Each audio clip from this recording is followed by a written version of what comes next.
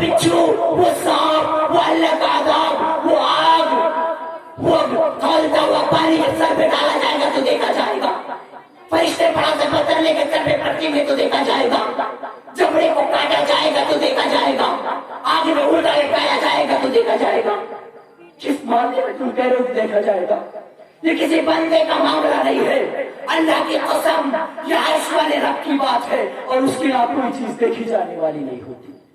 جو دیکھنا ہے 4 دن کی زندگی ہے، اسی میں دیکھیے.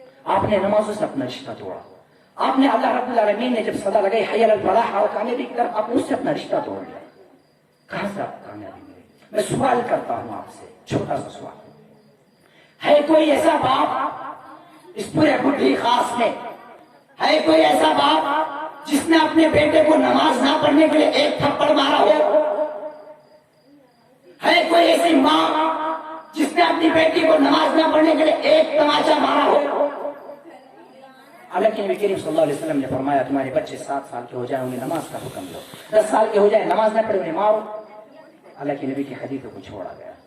وقت اجازت نہیں دیتا کہ میں نے باتوں کو طول دوں، لہذا اتنا ہی کہوں گا کہ یہ دنیا جسے میرے رب نے کبھی مچھر کا پر، دھوکے کا گھر اور مکڑی کا جالا کہا ہے، لہذا اس مچھر کے پر کے لیے، اس دھوکے کے گھر کے لیے، اس مکڑی کے جالے کے لیے آپ اپنی عاقبت اور آخرت میں خراب کیجیے.